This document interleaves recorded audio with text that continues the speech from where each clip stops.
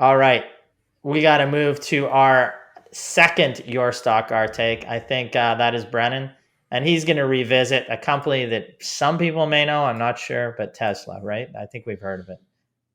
Yeah, Fairly high hopefully. profile Very today. high profile. Yeah.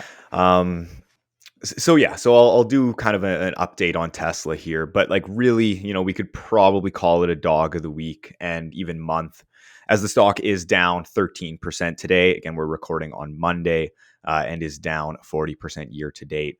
So let's do a little bit of a recap on the stock and look into how the financials have been trending over the past few years. So Tesla Inc., TSLA on the NASDAQ, currently trading at a price of about $226. $844 billion market cap. And of course, they design, develop, manufacture, lease, and sell electric vehicles or EVs and energy generation and storage systems in the United States, China, and internationally. The company operates in two segments, automotive and energy generation and storage. And you can see here, automotive makes up about 90% of revenue in the last fiscal year, while energy generation and storage is at about 10%.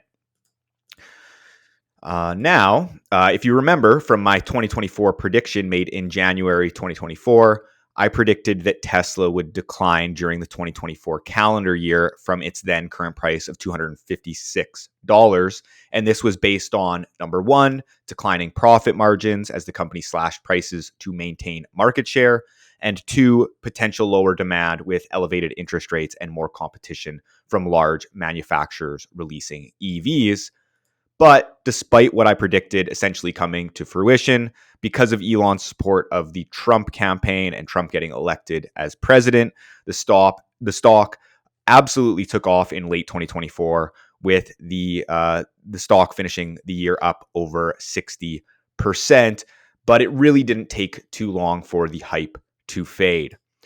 Now, looking at deliveries, the company came short of estimates in Q4 of 2024, and for the full year, it reported a 1% drop to 1.78 million vehicles delivered, which is the company's first ever year-over-year decline, with analysts indicating the decline is likely due to rising competition, shifting demand, and overall economic conditions. Now, looking at the financial results for the past fiscal year, total revenue was up slightly by 1%, which was driven by an increase in energy generation revenue by an increase of 67%, but was offset by a decline in revenue for automotive and services of 3.4%. And management noted that the decrease was primarily due to lower average selling prices on its vehicles, as well as a decrease in deliveries. We also saw gross margin and profit margin or net income margin decline in the year, with total gross margin declining to 17.9% from 18.2% for the same period last year, and net income margin declining to 7.3% from 15.5% last year. And the primary reason for the decline was, again, a decrease in total automotive and services gross margin, as well as an increase in operating expenses due in part to the launch of the Cybertruck. So overall, basic EPS or earnings per share was down 53% to $2.23 per share from $4.73 per share last year. Looking at the balance sheet, it remains top notch, with cash and short-term investments of $36.5 billion, with debt and leases of $8.3 billion, and a net cash position of $28.2 billion, or $8.82 per common share. Looking at the valuation, the stock remains very pricey, trading at around 100 times trailing earnings. And, still even 100 times trailing earnings, even if we exclude the large net cash balance that it has in its balance sheet. And really, since the company got into profit in 2020, the stock has traded with about an average price to earnings multiple of about 100 times. So to conclude here, Tesla's share price had a strong 2024, up over 60%, led by euphoria around Musk's relationship with Trump and his victory at the ballot box. Now, 2025 year to date, the stock has been getting beaten down, dragged lower by its weak fiscal year 2024 results with decreased deliveries, margins, and earnings, and potentially negative sentiment with Musk in news headlines as he is becoming a more polarizing figure to the American public. The balance sheet remains healthy, but the stock continues to be quite expensive. Now, this graph that I have on the right is from Visual Capitalist as at December 2024. So, kind of before its recent drop. But you can see at the time, Tesla continued to be worth more than all major vehicle brands combined. I certainly think Tesla is a decent business long term, but there could be more pain ahead in the near term if growth concerns lead to further compression in its valuation multiple. And with Elon Musk continuing to be at the center of politics, this could potentially lead to boycotts of the automaker, as we have seen over the last few months, and potentially impact demand further if we see further backlash. So yeah, that's my segment on Tesla. Again, I think that it is a decent company. It's just trading at astronomical valuations. It always has. I know that a lot of people have put out there, it's not a simple auto manufacturer. It's a data company. I've seen a lot of these things out there. But the real question is, can it maintain that multiple when it is in the face of headwinds that we're seeing? Well, it better not just be an automaker, because otherwise it should be declining by 90% tomorrow. Yes.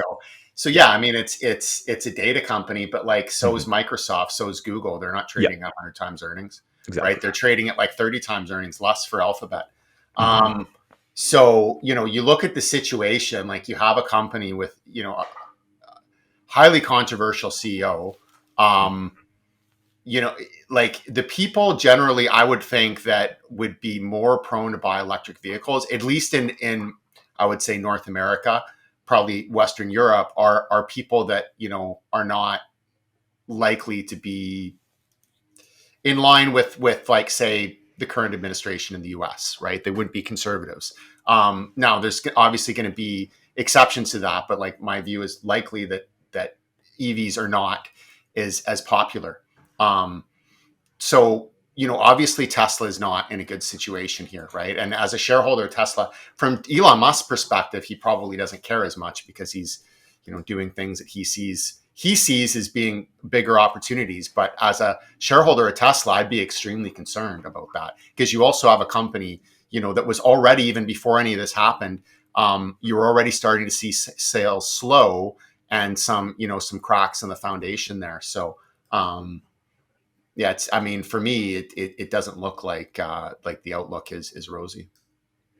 Yeah, and I saw headlines all weekend of this is based off of electric reporting sales in Europe, and across the board, practically without UK was the only country that they reported that was up, but it was 43% down of sales for the month of February for Tesla.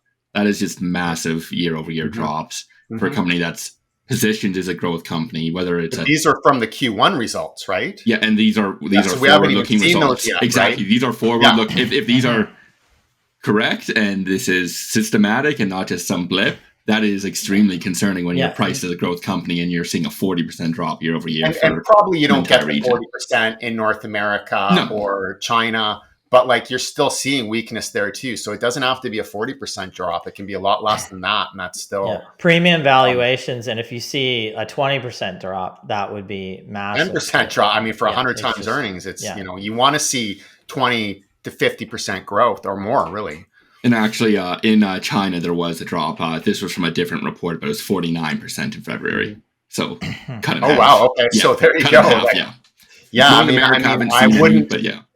I haven't. And when you align yourself with somebody who's putting tariffs on, and people are peeved about that, and they can act with their wallet. Maybe it's short term. Maybe it's only short term, but there could be no tariffs to come on. I mean, there's certainly tariffs on China, so I'm sure there's a movement there to buy a China-based EV. I mean, BYD is there, right? Yeah, exactly. I was just going to say, like, even when we did the electrification report, I think that was later 2023, like, I was looking at the guidance from just BYD and Tesla, and again, like the guidance was that BYD was taking over the leadership market share from Tesla, essentially. So, we are continuing to see that, where deliveries from BYD are, stronger than Tesla.